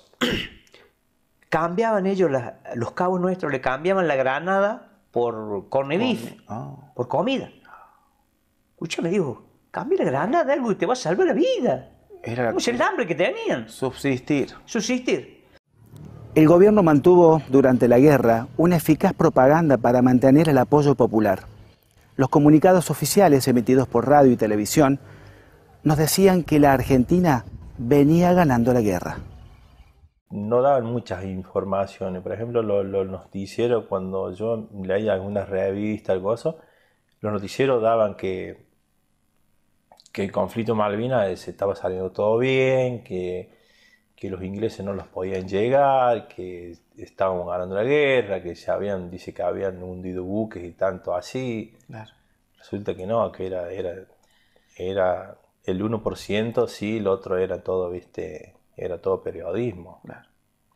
La bronca es de que de ahí, si ya nos venían diciendo que la veníamos ganando, que en un momento de un momento para otro te cambian así rotundamente, esa fue la bronca, ¿no? Nuestros soldados lucharon heroicamente por nuestra patria. También debieron hacerlo valientemente por su propia supervivencia. Pero principalmente debieron luchar por los compañeros que tenían a su lado. Tenía que defender la patria, o sea, defender a la gente que estaban en civil. A nosotros. Exactamente. Nosotros teníamos que dar la vida por ustedes, sea como sea. Yo digo que si en una guerra se preparaba bien Argentina, yo creo que Inglaterra no podía llegar a lo que ellos hicieron. Normalmente la mayoría de los veteranos creo que pensamos iguales y en realidad uno en el momento que está en combate, o sea, o los que pudimos entrar en combate, no pensar, como dicen muchos, decir, no, sí, estoy peleando por la patria, por mi bandera. Yo creo que en ese momento no es momento para eso. No te nace. No te nace. Vos peleás por el que está a la par tuya. ¿Me entendés? ¿Ni siquiera por vos? Ni siquiera por vos. Yo creo que ni siquiera por vos. Estoy seguro que vos peleás por tu camarada, por el que tenés al lado. Porque vos sabés que él se va a jugar por vos también, si se tiene que jugar. Y es un ahí tema está que, el patriotismo. Claro, ahí está el patriotismo, en eso, ¿me entendés? Tenía listo un camión para salir en cualquier momento, o el jeep, ya sea para ir a evacuar con los enfermeros un herido, si no tenían ambulancia ellos. ¿Te tocó trasladar soldados muy heridos? Sí, en un momento vine con una ambulancia de primera línea y este chico que conocí, que te digo yo, que estaba herido en las piernas, y otro que le faltaba una pedazo de pierna. Estaba todo completo, pero algo le faltaba. Pedían que los mataran, viste, muchos chicos heridos que uno le faltaba la pierna, el brazo, qué sé yo, todo así estropeado. Encima, cuando estás en una campaña de guerra, viste, te atienden muy precariamente. Le ponían algunas morfinas ahí y encima lo que estaban alcanzado todo por las cosas, la pólvora te produce enseguida gangrena que te podrís, ¿viste? ¿Y ustedes trabajaban, ayudaban a rescatar compañeros? Sí. Que dicen que eran infantes de marina, no sé. Ellos estaban en carpa también como nosotros. ¿Qué imagen te quedó de eso? No, muy feo.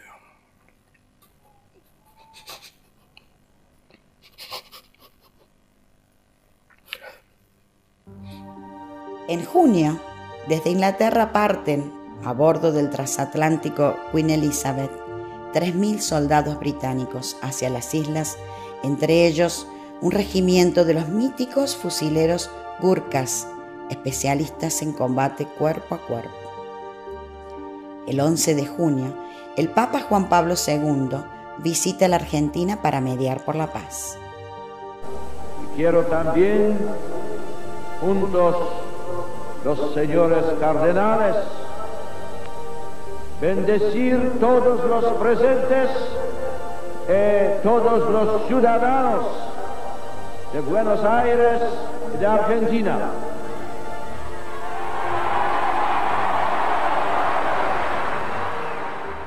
El 13 de junio, el ejército británico atraviesa las defensas argentinas. Ese día, en Buenos Aires, se realizó una manifestación pidiendo la no rendición. El régimen militar del general Augusto Pinochet en Chile, al que la dictadura argentina consideraba como el principal enemigo, se encargó de proporcionar el apoyo logístico necesario a las tropas británicas.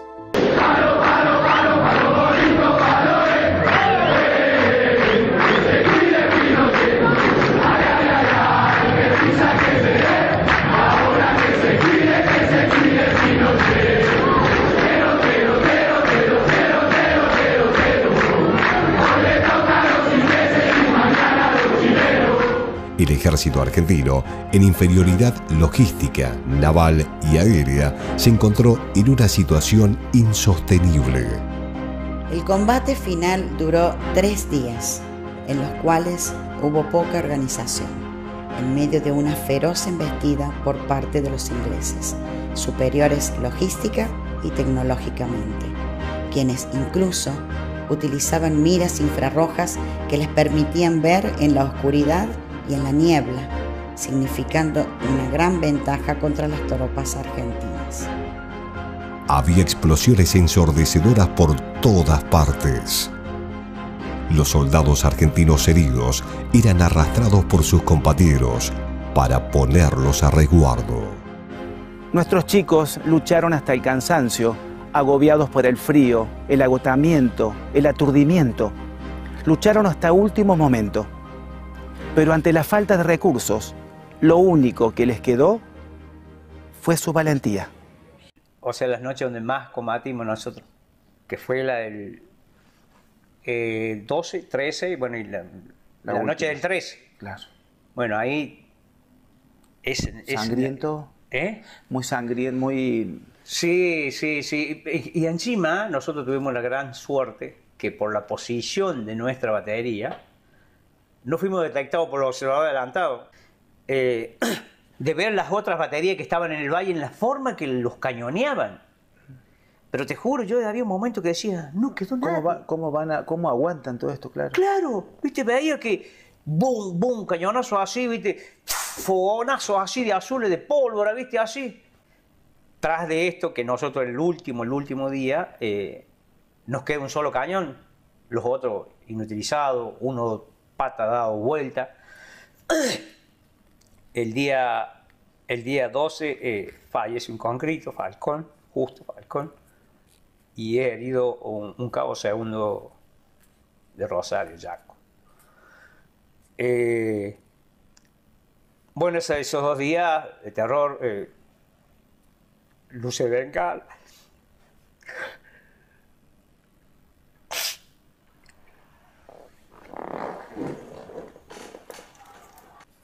Cuando fallece Falcón, y creo que hasta nosotros también, de a pesar de creer que lo teníamos todo controlado por su infante marina, se improvisó una camilla ahí con unos jalones, que son unos caños que hacen suerte, y una manta. Y bueno, el mismo proyectil que lo hiera el cabo, así que, bueno, a atenderlo a él y después se da cuenta que estaba Falcón fallecido. Lo traen al CDF, andamos nosotros y, claro, no podía estar ahí, si tenían esto hay que llevarlo. No puede quedar acá porque va a llegar la tropa, qué sé yo, y bueno, designan un par de soldados para que lo lleven. A la orilla de la ruta que había en la lengua de agua, había un destacamento que se llamaba, que le decían el Puso. Puesto Socorro sería. Que tenía la Cruz Roja y todo eso. Así que bueno, pero ¿quién lo lleva allá? Decimos, sí, estaban tirando lluvia. Claro, sí, era entrar. No, infernal. Infernal. Así te lo parece, con nombre y letra. Creo que ni la imaginación te lleva a eso. Y bueno, decidieron 2 de los concretos que más habían andado, se tiraron entre ellos, porque después llega un momento que, viste, que ya medio uno se saca, bueno, le habían quitado las armas porque se habían tirado tiro entre ellos, nos mandaron a ellos. Yo creo, como he dicho, bueno, que se mueran por allá, que ellos otros también, viste. Claro. La cuestión que le tiraron, yo de acá, yo veía el valle, yo tenía suerte que estaba en la altura, donde veía el valle y veía la batería de fuego acá. Y esas fueron esos. Le tiraban, se tiraban cuerpo a tierra y se veía que los tapaban en barro y seguían. Los tiraban. Llegaron, se tiraron un par de días allá, volvieron mañana. Pues ya después se fueron al pueblo. Llegaron bien. Llegaron bien. Y lo llevaron a Falcón. Jorge, y bueno, pasan esas noches infernales, como decís, y cuando se tienen que retirar, ¿cómo les...? Claro, el último día ya estaban tan cerca que no se podía tirar con cañón. Claro. El 14 de mañana, encima los quedaba uno solo, la pieza 6, la única pieza que estaba tirando. Entonces, la mayoría de la batería, el CDF, salimos todos del CDF y nos manda el teniente a ayudar a la pieza 6. O sea, estaba casi más de la mitad de la batería en la pieza 6. Preparando proyectiles, cargando, disparando, y era un manejazo y tira, un manejazo y tira. Estamos apoyando el repliegue del 25, que ya pasaban. Claro. Y por la ladera se veía que pasaban los soldados disparando y cómo volaban. Porque disparaban por un lugar que se veía. Claro. Y ahí los agarran. Una masacre. Y bueno, y los otros que se disparaban por la montaña tenían más opción. Hasta que... Y ahí, el 14 de la mañana, cae el otro soldado nuestro, Mancilla.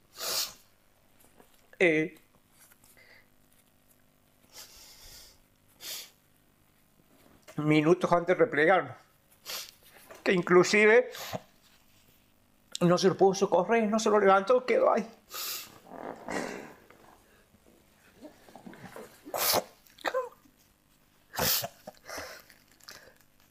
Porque se le informa al teniente Badal que Mansilla había caído y dijo, hay que dejarlo, si tenemos que replegarlo.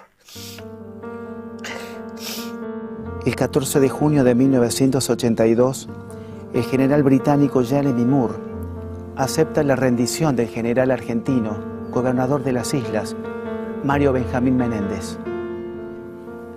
La guerra había terminado. La continua propaganda engañadora hizo que el pueblo se sorprendiera con la inesperada rendición. Debido a esto, en Buenos Aires hubo protestas que provocaron una violenta represión policial.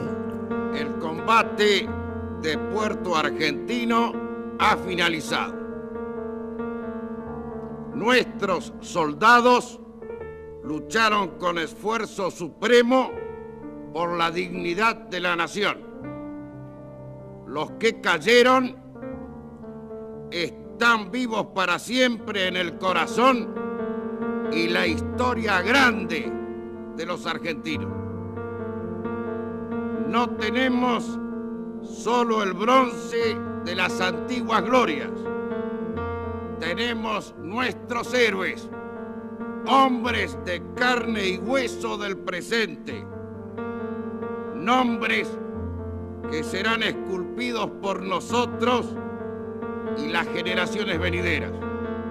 El número de británicos muertos en combate fue de unos 300 y el de argentinos caídos más de 600.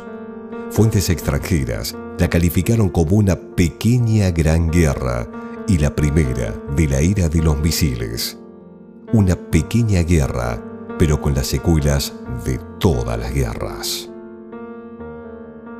A pesar de la torpeza política, diplomática y militar de los altos mandos militares, nuestros soldados cumplieron con la sentencia sanmartiniana que dice: una derrota bien peleada vale más que una victoria casual. Y bueno, la cuestión que de ahí ya llega la orden de repliegue. Después se siente un pequeño como cese del fuego, qué sé yo, y después el otro día ya se firmó, ahí nos mandan al aeropuerto. El 15. Sería el 15. Claro, nos dicen, dice, bueno, hay que ir al aeropuerto, vamos a quedar prisioneros ahí, carguen todas las provisiones que puedan. Había un galpón lleno. Y ahí había chocolate, había cigarrillo, había carne viva, había todo. Bueno, la cuestión es que, bueno, agarramos las mochilas y le entramos a cargar lata de todo, ¿viste? Que íbamos al aeropuerto, ayer teníamos que arreglar, no había nada. Bueno, y empezamos a caminar para el aeropuerto, hay como 10 kilómetros. En una parte que se achica así la tierra, digamos así, hay una parte que queda unos 3 kilómetros no más de tierra. Ahí han puesto un destacamento los ingleses, donde nosotros dejamos las armas, ¿viste? Correaje, las armas, el casco, todo eso. ¿Y los trataron bien ahí? Sí, sí, nada. Y de ahí al aeropuerto. Ahí ya después doblaba así, estaba toda la parte del aeropuerto. Ahí los aislaron. Nos concentran a todos en la pista de aterrizaje. Nos llevan todos al aeropuerto. Y bueno, y después a medida que iban llegando los barcos, yo creo que fue uno de los primeros que nos vinimos. Nosotros nos vinimos en el Bahía Paraíso, que para mí fue al otro día, el día 15 para mí. Nos rendimos y aquí, y de ahí caminando con la mochila llena, me acuerdo, llena de comida. Lo que cargué la mochila. Cargaste para tener. Y lo que me hicieron dejar fue el fusil, porque lo llevaba, claro. Y un cuchillo, sable bayoneta del fusil, ¿no? Claro. El jefe de regimiento, que era Galtieri en esa época, él tiene que dar un alto de bandera blanca que se llama el rendimiento del aire, un alto al fuego. ¿Y cómo te enteraste vos de ese alto al fuego? ¿Por radio también? Claro, por radio. Bueno, pasan eso un montón de días que según mi estadística, según lo que yo tenía pensado hasta hace un par de años, que habían sido 3 días que habíamos estado prisioneros. Y pasan otras cosas que, bueno, que cuando los llevan para embarcar, nos llega la orden que nos van a embarcar al 25, qué sé yo, ya entraba el rompehielo Almirante Iriza. Los llevan un día al pueblo, donde los tienen, porque seguían no sé por qué, que los lanchones, porque los llevaban en lanchones hasta donde estaba el rompehielo y ahí subíamos. Así que pasamos una noche en el pueblo también. ¿Estaban en calidad de prisioneros? Ya al momento de argentino ya éramos prisioneros.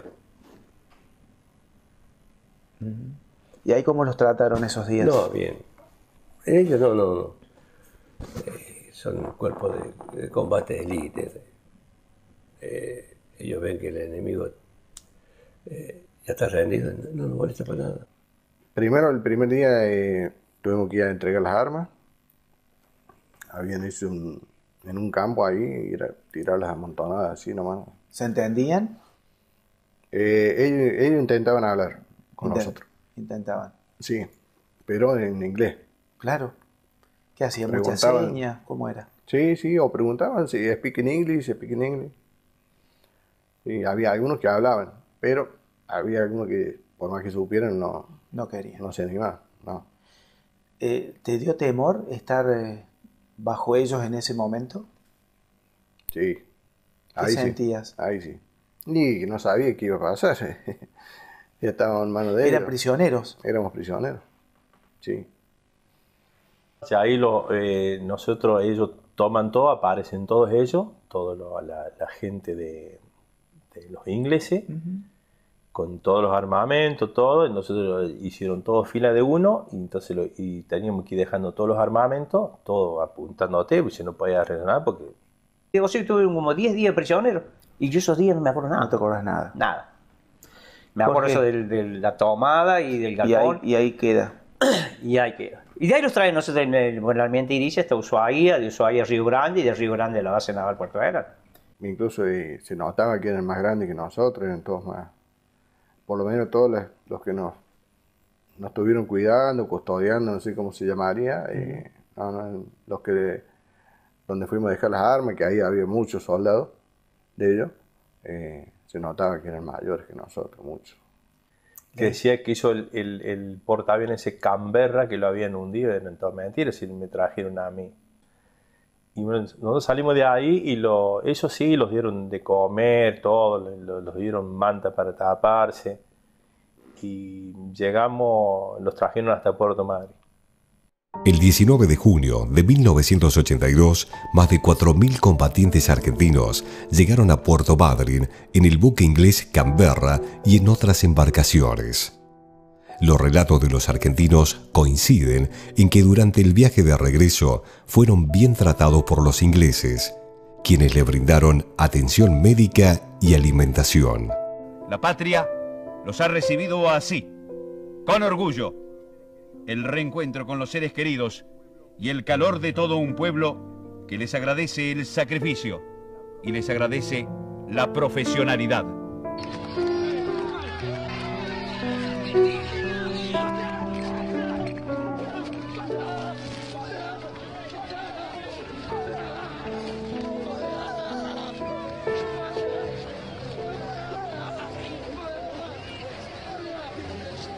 Nelson, y de ahí, bueno, suben al barco y desembocan en Santa Cruz, ¿me dijiste? Punta Quilla, Santa Cruz. ¿Y ahí desembarcan? Desembarcamos, bueno, ahí nos dieron de comer. Bueno, el barco ya en el Valle Paraíso nos dieron bien de comer. Me parece que fue Choripán, me parece. Y cuando llegamos ahí a Punta Quilla, Santa Cruz, fuimos también a un cuartel y bueno, ahí nos dieron, la gente nos estaba esperando con golosina. Cuando llegaba a Puerto Madryn fue lo bravo, que por ahí me cuesta contarlo porque me hace mal,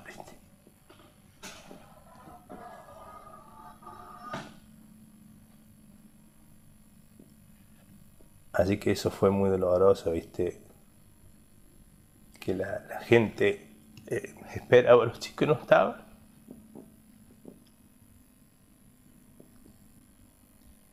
¿Y en tu corazón, tu mente, qué sucedió ahí? Y qué sé yo, todos llorábamos y buscaba a mi vieja y no. Yo decía, ¿cómo voy a encontrar a mi vieja? Está lejísimo.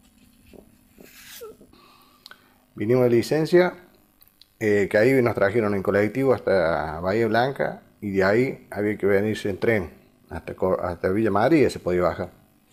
Y yo llegué a Río Cuarto como a las 12 de la noche, por ahí. Y me trajo a dedo un camionero de Cabrera, que después me trajo hasta mi casa. Y llegué en la madrugada porque 4 o 5 de la mañana. ¿Qué hiciste? ¿Golpeaste la...? Sí.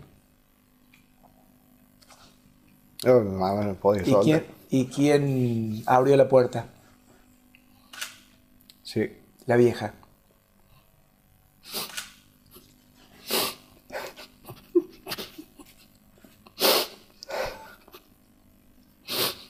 ¿En qué te fuiste? ¿Colectivo? Entré. Ah, entré. porque muchos volvieron a dedo. No, entré. En este caso no fui a tren. La Fuerza Armada, por lo menos en lo que es la Armada, te daba el pasaje. Así que con un papel. Ibas gratis. Iba gratis.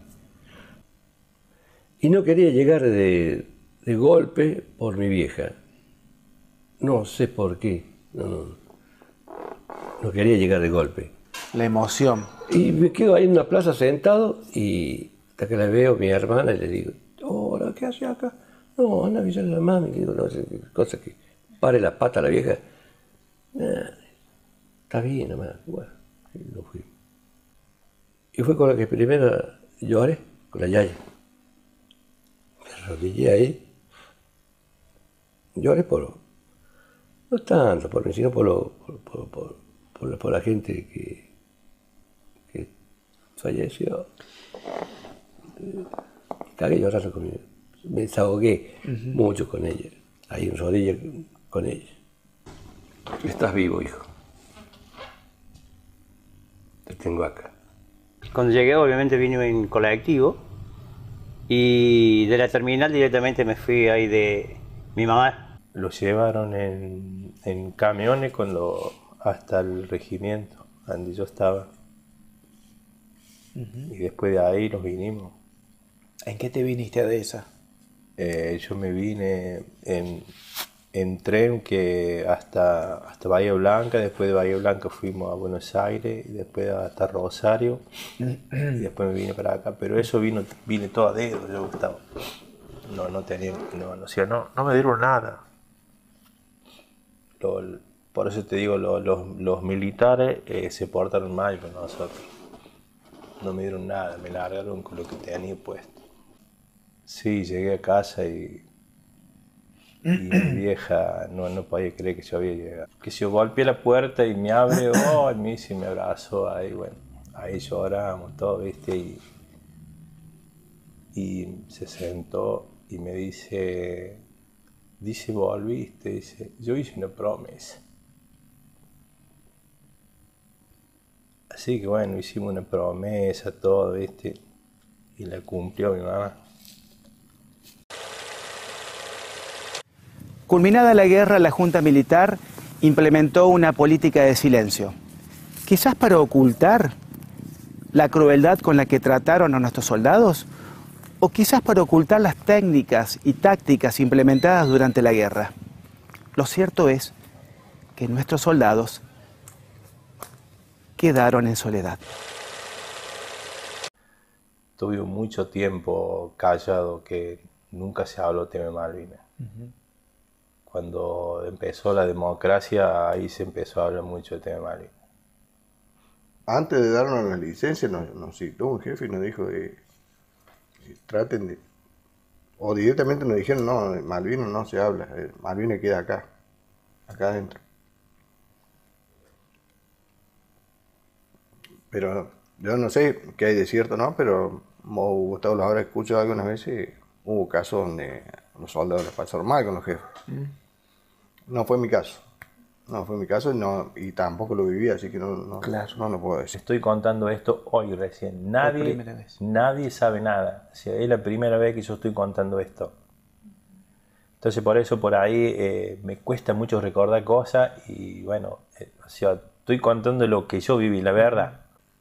Sí, y por muchos años, o sea, ni se nos cruzaba por la mente. Nosotros de que vinimos de Malvinas, como que nos llamaron a silencio. Creo que todos lo saben eso. Los militares nos llamaron a silencio, así que por muchos años no... Reprimieron todo eso. Sí, no se hablaba del tema. En mi casa no se habló.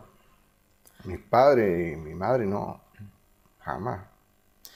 ¿No se habló porque vos lo respetaste el pedido? Y creo que sí. Teniente General Leopoldo Fortunato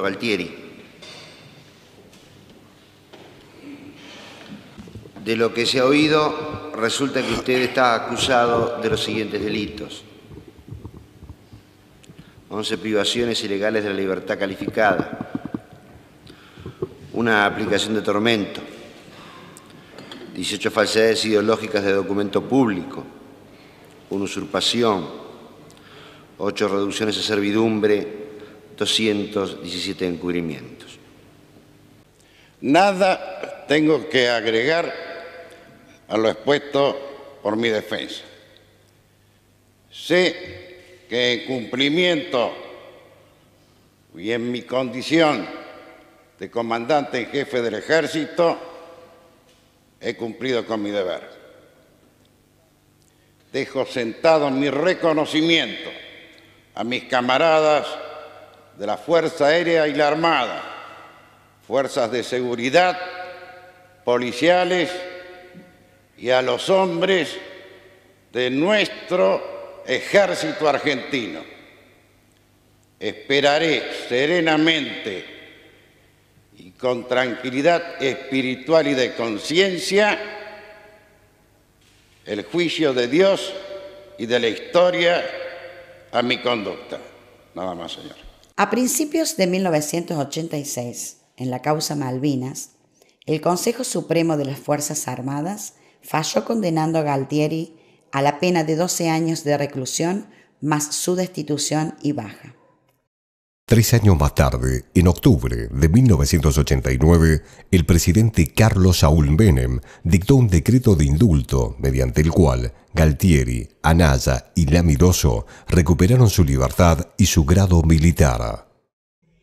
El 25 de marzo de 1997, el titular del Juzgado Central de Instrucción número 5 de la Audiencia Nacional, Baltasar Garzón, ordenó la prisión provisional condicional de Galtieri por los delitos de asesinato, desaparición forzosa y genocidio, cursando una orden de captura internacional y una solicitud de extradición. En julio de 2002, el juez Claudio Bonadío ordenó su procesamiento y arresto domiciliario como prisión preventiva. A la vez, por ejemplo, una vez me invita un compañero de allá de las Arrias, que era chico conmigo, me dice, che, yo, ¿cómo andás? Que sea así que estuviste en Malvinas, serio. Venite, dice, un día come corda, vivo en tal y tal lado, qué sé yo. Dice, me crucé con tu viejo, en el colectivo, estuvimos hablando de vos. Bueno, fui a comer casero. Fui, viste, y estaba haciendo la asa y me miraba. Me dice, pero vos estás bien, dice. ¿Y cómo? ¿Cómo estás bien, le digo? No, dice, porque tu papá me contó, dice que vos no estabas bien, dice, que te metías bajo la cama, que gritaba. Le digo, que vos ¿me invitaste a mí como amigo o me invitaste a ver un loco? Le digo. Oh. No, dice, no es para que lo tome así, qué sé yo. Bueno, y eso fue algo que me quedó. Mirá cómo se van, lleva un tiempo toda esta grandes cosas. Un proceso, sí. Fui muy amigo de Javier Balbuena, del pelado. Y le contaba de esto. Y él me dice, ¿vos te acuerdas cuando yo iba a dormir a tu casa? No, no me acuerdo. Sí, si tu casa estaba así, estaba... Sí, la pieza me acuerdo caso. No, dice, si yo iba a dormir, sí, vos sí, te dice. Te metías bajo la cama. Te metías bajo la cama y tal. Y lloraba y que esto y que lo otro. Y se van corriendo y saliendo cosas, pero constantemente, y más que todo recuerdo, ¿viste? Porque la mente mía bloqueó. Está bien. Por ahí, no sé si lo malo o lo bueno, pero bloqueó mucho. Yo ya después que volví a Malvinas, hasta antes que me casara, 22, 23, yo me casé a los 24 años. 22, 23 años, yo salí obviamente a las confiterías, qué sé yo, y volvía. Y mi madre ponía la bolsa caliente en la cama y se levantaba 2 o 3 veces a la noche para correrla. Para calentar la cama. Claro, o sea, yo llegaba 4 o 5 de la mañana, tenía la cama calentita. Y que mis amigos me charlaban, me decían, ¿cómo te cuida tu mamá? Dice, el bebé de la madre. El bebé de la madre. Y después pensándolo bien, yo digo, mi mamá sabía el frío que había tomado. Y lo que ella quería era que no pasara más frío. Por eso que yo por ahí recalco mucho, Lola, lo de la familia, de los hijos. Porque yo siempre para el 2 de abril me veía llorar.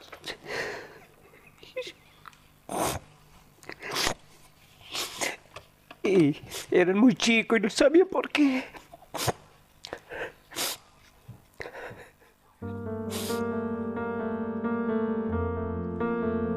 Después de 40 años, las heridas de la guerra de Malvinas siguen abiertas. El momento de ahí de Malvinas, en Puerto Argentino, de ver tanta gente, me dio bronca, no lloré, bronca. Puteaba todo. Y después, sabiendo todo cómo era llorar por los caídos, algunos compañeros míos, nada más, lloré ya de bronca y puteando. Pero llorar, solo. Y después con mi mamá. No sé si para bien o para mal, me olvidé de todo, digamos. Hasta ahora me olvidé de todo. No sé si fue por eso, pero hay cosas que no recuerdo realmente. La vez pasada me comuniqué con este chico que estuvo conmigo y está en España, Juárez Adrián. Dice, ¿te acuerdas cuando tocaron la alarma y empezamos a disparar porque había intrusos enemigos? La verdad que no me acuerdo. No me acuerdo. Sí, lo siento cada vez que tengo esos episodios así de llanto y angustia, más que nada, con él. O sueño con eso, es nítido, la bomba ahí, yo bajándome con el compañero a unas rocas, pero... Me pude recuperar con la ayuda de mucho apoyo de mi familia, y bueno, después cuando yo formé una pareja que es Nancy. Sí, que Nancy. Me pude recuperar. ¿Qué se puede hacer por estos hermanos tuyos de Malvinas que...? Yo no sé, nunca es tarde, según los dichos, pero han pasado muchos años. Y yo creo que... el deterioro está. El deterioro está, y mucho. Y mucho. Esto, lo de Malvinas, fue una herida grande para todos. Y fue una herida en el corazón y no cicatriza. Miles de soldados participaron del conflicto de Malvinas y cada uno cuenta lo que le ocurrió. Algunos pasaron hambre, otros no. Algunos fueron torturados, mientras que otros no lo padeció. Lo cierto es que cada uno cuenta la verdad, su verdad. Muchos ex soldados argentinos anhelan que la Corte Suprema considere delitos de lesa humanidad a las acciones que sufrieron en Malvinas por parte de los mandos militares. Quieren denunciar los diferentes casos para que en Argentina nunca más ocurran estas cosas.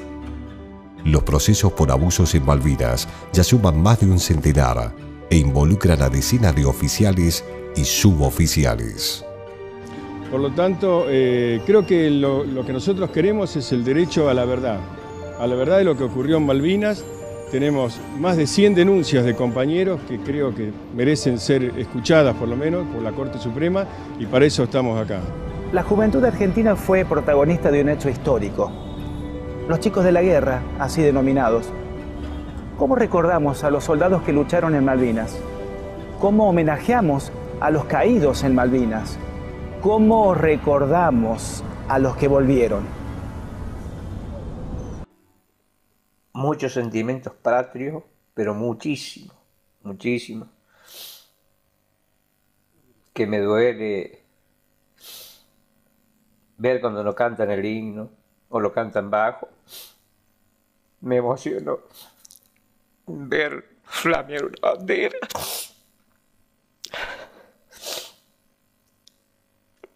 Y con una gana bárbara de que la gente tome conciencia de esto.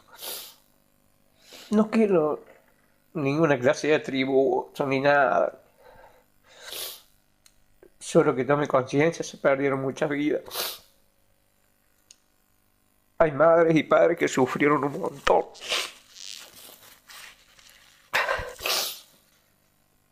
Y me parece que no es para olvidarlo. Es una parte, es una historia de nuestra Argentina que la hemos vivido y que yo sé y tengo la plena conciencia que de acá a muchos años se va a estudiar como yo estudié, qué sé yo, cuando volvió Perón, quiénes fueron los presidentes. Se va a estudiar, pero lamentablemente nosotros los veteranos queremos verla ahora reflejada.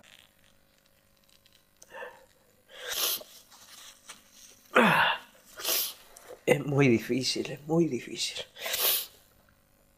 Estamos acá en un pueblo casi que ejemplar para el país y tenemos el caso de un veterano muerto de cirrosis.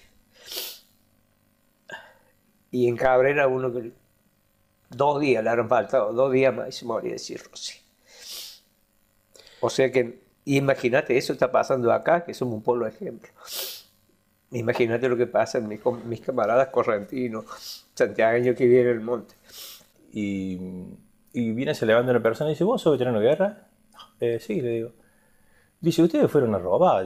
Dice, ¿ustedes qué fueron hacia allá en Mario? No hicieron nada, dice usted.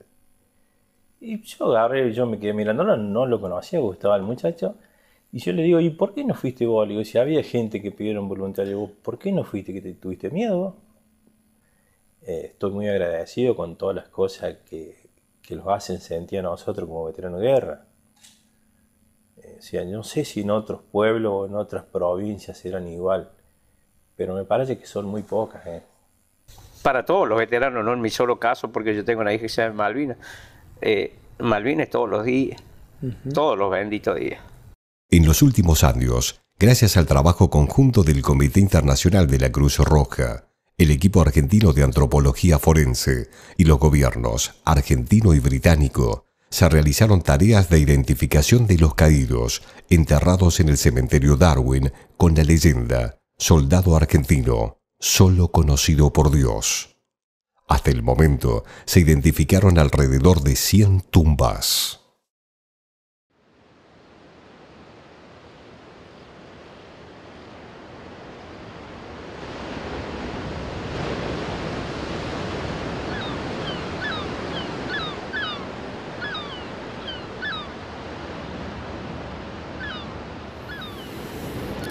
Volver a Malvinas es cerrar un pedacito de historia que quedó en algún rinconcito del corazón. Volver es cerrar un capítulo que tenía que cerrarse.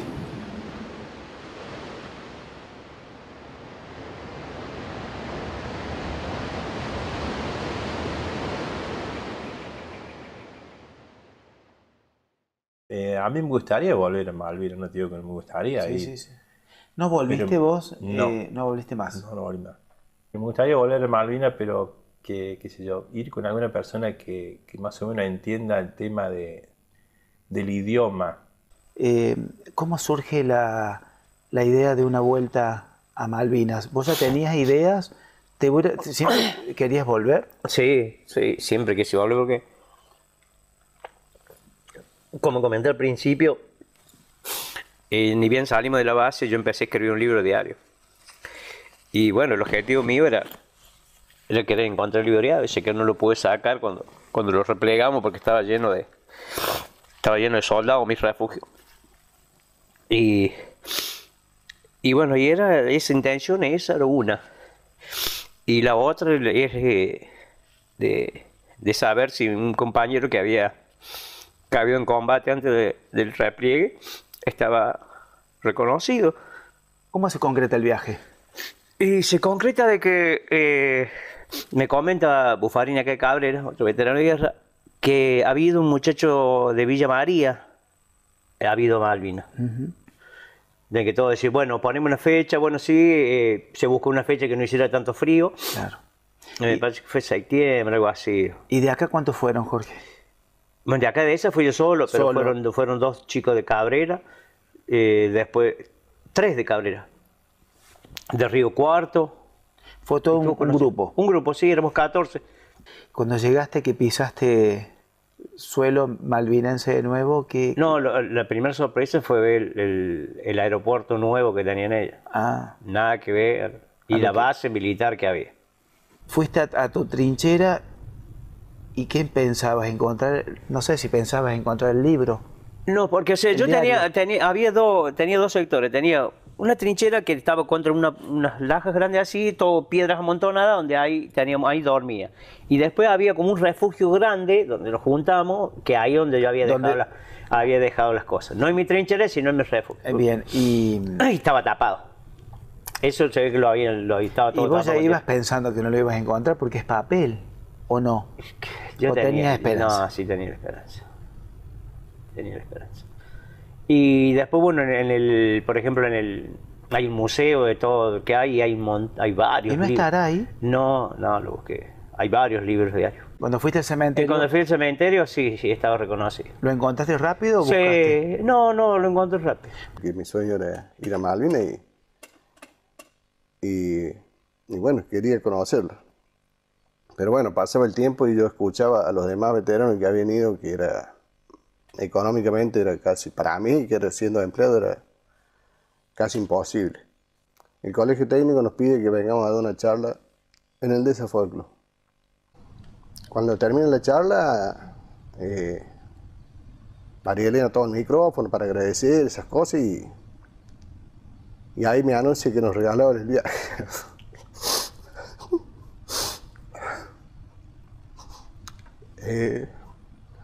A los dos que nos habíamos ido, que nos regaló el viaje, llegamos al aeropuerto, a Malvinas, y nos esperó un guía inglés. Hablaba todo en inglés, nada de castellano. Un sentimiento muy grande.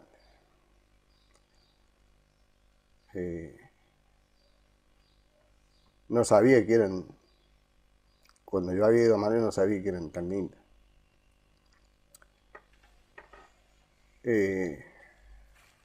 Tocar el suelo, saber que estuvimos ahí, que estuvimos muy cerca de todo, ¿no? Muy cerca de haberlo recuperado, muy cerca de la muerte, muy cerca de todo. Y el otro día, la primera excursión, era a la posición mía. Y bueno, ese fue uno de los momentos más fuertes, ¿no? Y bueno, ahí me lloré todo, tuve mucho tiempo arrodillado sentado en mi posición. Ahí recordé muchísimas cosas de lo que habíamos vivido con mi compañero, y recordé que pasamos 45 días dentro de ese pozo. Nos lleva a la hotel a dejar las cosas y ahí nos lleva al cementerio. ¿Eran NN todavía? Sí. Del regimiento nuestro no había ninguno reconocido todavía. Y ahí pusiste en algunas cruces rosarios. Sí. ¿Te acordás cuántos llevaste? 100 me parece. Nos dejaron estar ahí como 2 horas y después nos llevan al de San Carlos, que es al de ellos. Y bueno, no me quedaban más rosarios y yo tenía uno bañado en oro y lo dejé ahí. ¿Y te impulsó eso? ¿El de quererlo dejar? ¿El Sí. ver al otro como un par tuyo más allá de ser otra nación? Sí. Sí. Era un ser humano que le tocó estar ahí como a nosotros. Ahí sentí que cerraba el capítulo a lo que yo iba a buscar, que quería visitar a mis hermanos. No sabía que nos llevaban al de ellos. Yo sabía que íbamos al nuestro, no sabía que nos llevaban al de ellos, yo sabía que iba. Bueno, después llegar al de ellos fue fuertísimo también. Yo lo sentí como hermanos nuestros también, como que la bronca ya había pasado, que no había rencor. Jorge, ¿volverías? Sí. el volver con mi familia. Eso sería lo máximo. ¿Volverías? No, ya está. No, ya está. Era eso. Volvería si fuera nuestro. Y cuando volvieron, ¿qué sentís que te trajiste de allá o qué dejaste allá? No, o sea, me vine muy, o sea, tranquilo de haber optado en las instancias de que quiero recuperar el libro y tranquilo por el hecho de saber de que Mansilla estaba reconocida. Vine muy, en eso tenía una paz interior ya. Si fueron nuestros, sí, porque son realmente muy lindas. Hay muchísima paz en la isla. Cuando se apagaba la camioneta, se siente solamente el viento, no se siente nada, no hay un ruido de nada, no pasa un auto, no pasa un avión, no canta un pájaro, no, nada.